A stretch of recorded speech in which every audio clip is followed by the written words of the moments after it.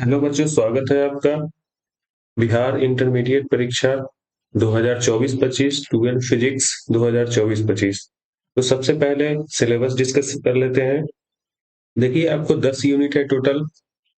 सबसे पहला unit electrostatics, इसमें दो चैप्टर है, electric charges and field and electrostatic potential and capacitance. ये आता है 8 मार्क्स का। ठीक है। उसके बाद करंट इलेक्ट्रिसिटी है, ये 7 नंबर का पूछा जाता है। तीसरा यूनिट में magnetic effect of current and magnetism है, यानी इसमें दो चैप्टर है, मूविंग चार्जेज एंड मैग्नेटिज्म और मैग्नेटिज्म एंड मैटर। इसमें दो चैप्टर है, दोनों मिला करके 8 मार्क्स का आता है। चौथा यूनिट में आपको electromagnetic induction and alternating current, ये भी दो चैप्टर है, ये मिला करके ये भी 8 मार्क्स का पूछा जाता है। पांचवा यूनिट में इलेक्ट्रोमैग्नेटिक वेव, एक ही चैप्टर है, ये 3 मार्क्स का पूछा जाता है। ऑप्टिक्स, वेव ऑप्टिक्स और रे ऑप्टिक्स, दो चैप्टर है, ये 14 नंबर का आता है। Dual nature of matter, dual nature of matter 4 marks का पूछा जाता है। एटम्स एंड न्यूक्लियर, ये भी दो चैप्टर है, एटम एंड न्यूक्लियर अलग अलग चैप्टर है, ये 6 मार्क्स का पूछा जाता है। इलेक्ट्रॉनिक डिवाइस में से 7 नंबर का पूछा जाएगा, और ये कम्युनिकेशन सिस्टम लास्ट चैप्टर है, ये 7 मार्क्स का पूछा जाएगा। ठीक है। ये इस बार से हो सकता है ये चैप्टर को हटा दे। ठीक है। तो देखिए, ट्वेल्थ फिजिक्स 2024-25 सबसे पहला चैप्टर शुरू करते हैं, इलेक्ट्रिक चार्जेज एंड फील्ड। सबसे पहले हम जानते हैं इलेक्ट्रोमैग्नेटिज्म। इलेक्ट्रोमैग्नेटिज्म को दो पार्ट में बांटा गया है, इलेक्ट्रोस्टैटिक्स और क्या है, इलेक्ट्रोडायनामिक्स। इलेक्ट्रोस्टैटिक्स में क्या होगा, चार्ज रेस्ट में रहेगा, इसमें चार्ज मूव नहीं करेगा, इसमें क्या होगा, चार्ज रेस्ट में रहेगा। और इलेक्ट्रोडायनेमिक्स में क्या होगा, चार्ज मोशन में रहेगा, चार्ज गति करेगा। ठीक है। जब चार्ज रेस्ट में होगा तो इसमें दो चैप्टर हम पढ़ेंगे। सबसे पहला चैप्टर क्या पढ़ेंगे, इलेक्ट्रिक चार्जेज एंड फील्ड, और दूसरा चैप्टर क्या है, इलेक्ट्रोस्टैटिक पोटेंशियल एंड कैपेसिटेंस। ठीक है। जब चार्ज मोशन में रहेगा तो यहाँ जो है 5 चैप्टर हम पढ़ेंगे टोटल। सबसे पहले करंट इलेक्ट्रिसिटी पढ़ेंगे, ये डीसी करंट होगा, बैटरी से जो निकलने वाली करंट होती है वो डीसी करंट होती है। उसके बाद चौथा चैप्टर पढ़ेंगे moving charges and magnetism, charge के मूव करने से मैग्नेटिज्म बनता है। ठीक है। पांचवा चैप्टर पढ़ेंगे मैग्नेटिज्म एंड मैटर। छठा पढ़ेंगे इलेक्ट्रोमैग्नेटिक इंडक्शन। और सातवां पढ़ेंगे अल्टरनेटिंग करंट, एसी करंट। जो हमारे घरों में जो सप्लाई आती है वो क्या होती है, एसी करंट होती है। तो सबसे पहले देखिए, शुरू करते हैं कि इलेक्ट्रिक चार्ज होता क्या है। लगभग इलेक्ट्रिक चार्ज के बारे में बहुत पहले से बात होते आ रही थी, 600 बीसी ग्रीक में इसके बारे में डिस्कशन हुआ था, बहुत पहले डिस्कशन हुआ था कि इलेक्ट्रिक चार्ज है क्या। तो बच्चों, इलेक्ट्रिक चार्ज क्या है, इलेक्ट्रिक चार्ज जो है प्रॉपर्टी है, खासियत है, किसी मैटर की प्रॉपर्टी है, जिसकी वजह से क्या होता है, मैटर एक्सपीरियंस करता है, सहन करता है वो इलेक्ट्रिक और मैग्नेटिक इफेक्ट। मतलब किसी मैटर को आप इलेक्ट्रिक फील्ड में रखो तो इलेक्ट्रिक फोर्स लगेगा, मैग्नेटिक फील्ड में रखो तो मैग्नेटिक फोर्स रहेगा। ठीक है। चार्ज जो है प्रॉपर्टी है, मैटर की प्रॉपर्टी है, जिस तरह से मास क्या है, मैटर की प्रॉपर्टी है। ठीक है। मास क्या है, मैटर की प्रॉपर्टी है, उसी तरीके से चार्ज क्या है, चार्ज भी मैटर की प्रॉपर्टी है, जिसकी वजह से क्या होता है, मैटर एक्सपीरियंस करता है इलेक्ट्रिक एंड मैग्नेटिक इफेक्ट।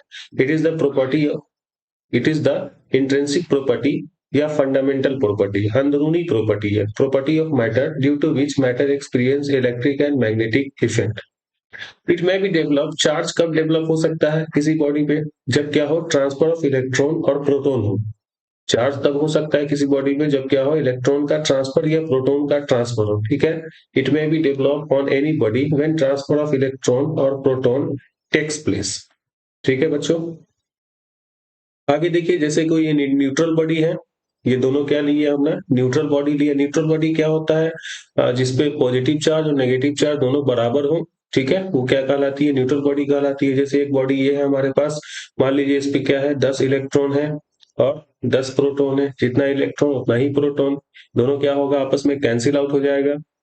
तो क्या कहलाएगा वो बॉडी, न्यूट्रल बॉडी कहलाएगा। इसने क्या किया, इसको एक इलेक्ट्रॉन ट्रांसफर कर दिया। और मान लीजिए इस पे क्या था, इस बॉडी पे क्या था, 9 इलेक्ट्रॉन और 9 प्रोटॉन था। तो क्या होगा, इसके ऊपर एक इलेक्ट्रॉन तो बढ़ जाएगा, मतलब 10 इलेक्ट्रॉन हो जाएगा, प्रोटॉन तो उतना ही रहेगा, 9 प्रोटॉन रहेगा। और इस बॉडी पर क्या होगा, एक इलेक्ट्रॉन इसने दे दिया है, तो क्या होगा, 9 इलेक्ट्रॉन होगा और इस पे 10 प्रोटॉन होगा। तो देखिए 9 इलेक्ट्रॉन 9 प्रोटॉन से कैंसिल आउट होगा, एक प्रोटॉन एक्स्ट्रा बचेगा, प्रोटॉन मतलब पॉजिटिव चार्ज, तो इसके उसके ऊपर क्या आ जाएगा, +1 चार्ज आ जाएगा, +1 इलेक्ट्रॉन, एक इलेक्ट्रॉन इसने दिया था, +1 चार्ज आ जाएगा, ठीक है। और इसने इलेक्ट्रॉन लिया है, तो इसने क्या किया, इलेक्ट्रॉन लिया है, इस पे 10 इलेक्ट्रॉन हो गया, है ना। 9 प्रोटॉन 9 इलेक्ट्रॉन के साथ कैंसिल आउट, इस पे क्या होगा, इलेक्ट्रॉन का मतलब नेगेटिव चार्ज, इसके ऊपर पॉजिटिव चार्ज और इसके ऊपर नेगेटिव चार्ज, इसके ऊपर क्या आया, पॉजिटिव चार्ज, इसके ऊपर नेगेटिव चार्ज, -E हो जाएगा यहाँ, ठीक है, -1 E हो जाएगा, ठीक है। जैसे एक बॉडी ये ले लिए हम, दूसरा एग्जांपल देखिए, जब अब क्या होगा, प्रोटॉन का ट्रांसफर होगा। जैसे मान लीजिए इसके ऊपर 10 इलेक्ट्रॉन है और क्या है, 10 प्रोटॉन है, इसके ऊपर मान लीजिए 9 इलेक्ट्रॉन और 9 प्रोटॉन, इसने क्या किया, एक प्रोटॉन दे दिया, एक प्रोटॉन क्या किया, इसको दे दिया। अब देखिए प्रोटॉन की यहाँ कमी हो जाएगी, तो 9 प्रोटॉन हो गया और 10 इलेक्ट्रॉन रहेगा, ठीक है। इसके ऊपर क्या है, एक प्रोटॉन दिया है, तो यहाँ 10 प्रोटॉन हो जाएगा, 10 प्रोटॉन और 9 इलेक्ट्रॉन रहेगा। देखिए 9 प्रोटॉन और 9 इलेक्ट्रॉन कैंसिल आउट हो जाएगा, यहाँ क्या है, एक इलेक्ट्रॉन एक्स्ट्रा है, तो इलेक्ट्रॉन का मतलब माइनस चार्ज, है ना, -1 E, ठीक है। और यहाँ देखिए 9 इलेक्ट्रॉन कैंसिल आउट हो जाएगा, एक प्रोटॉन बचेगा, इलेक्ट्रॉन प्रोटॉन प्रोटॉन पे तो सेम चार्ज रहता है, तो +1 E।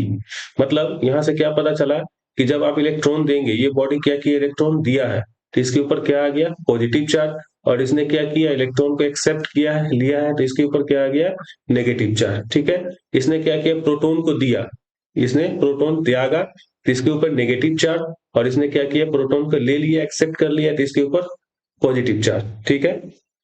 तो जनरली जो है प्रोटॉन का ट्रांसफर नहीं होता है, जनरली इलेक्ट्रॉन का ही ट्रांसफर होता है। प्रोटॉन का ट्रांसफर क्यों नहीं होता है, प्रोटॉन क्योंकि भारी होता है इलेक्ट्रॉन से, प्रोटॉन को ट्रांसफर करने के लिए एनर्जी ज्यादा चाहिए होगा, लेकिन इलेक्ट्रॉन क्या है, इलेक्ट्रॉन हल्का है, ठीक है, प्रोटॉन से हल्का है इलेक्ट्रॉन, तो इलेक्ट्रॉन को ट्रांसफर इजिली कर सकते हैं। तो generally transfer of electron takes place, electron का ही ट्रांसफर होता है, ठीक है। अब देखिए चार्ज ऑफ इलेक्ट्रॉन -1.6 गुने 10⁻19 कूलम होता है, चार्ज ऑफ प्रोटॉन उतना ही होता है, लेकिन प्लस में न्यूट्रॉन पे चार्ज कितना होता है, 0 होता है। Mass of electron 9.1 into 10⁻31 kg, mass of proton 1.672 into 10⁻27 kg, ठीक है। मास ऑफ न्यूट्रॉन कितना होगा, 1.6749, इतना ही लिखते हैं इसको। अब देखिए हम बात कर लेते हैं टाइप ऑफ चार्ज की। टाइप ऑफ चार्ज दो तरह का चार्ज होता है, एक पॉजिटिव चार्ज होता है, एक पॉजिटिव चार्ज होता है, एक क्या होता है, नेगेटिव चार्ज होता है। पॉजिटिव चार्ज कब होता है, जब क्या हो, लॉस ऑफ इलेक्ट्रॉन हो, इसने क्या किया, इलेक्ट्रॉन को लॉस किया, इलेक्ट्रॉन इसको दे दिया, इलेक्ट्रॉन की इसके ऊपर कमी आ गई, है ना, तो इसके ऊपर पॉजिटिव चार्ज। तो जब लॉस ऑफ इलेक्ट्रॉन हो तो पॉजिटिव चार्ज, और नेगेटिव चार्ज कब होगा, जब गेन ऑफ इलेक्ट्रॉन होगा, जो कोई ऑब्जेक्ट इलेक्ट्रॉन को लेगा तो उसके ऊपर क्या होगा, नेगेटिव चार्ज हो जाएगा, ठीक है।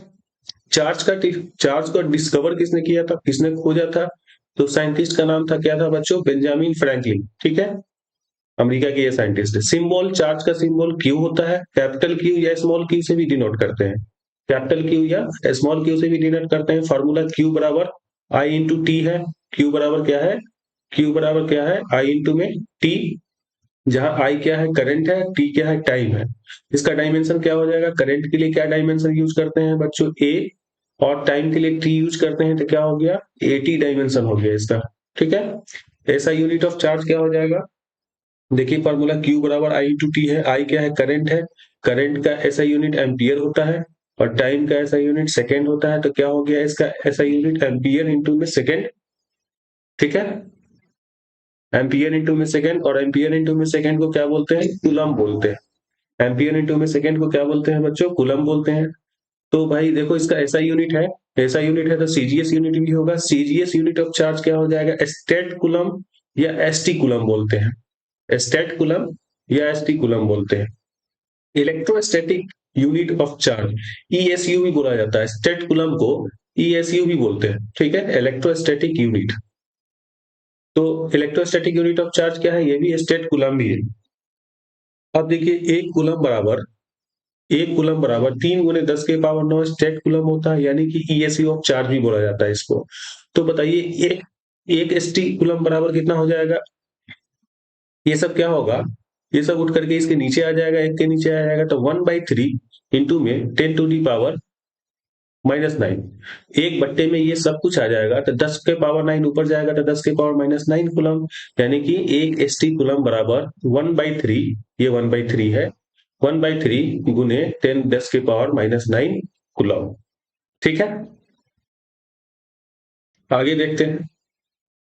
एक कूलम बराबर, अभी भी देखे हैं, एक कूलम बराबर 3 × 10⁻⁹ स्टेट कूलम, या ईएसवी ऑफ चार्ज भी बोलते हैं इसको, इलेक्ट्रोस्टैटिक यूनिट भी बोलते हैं।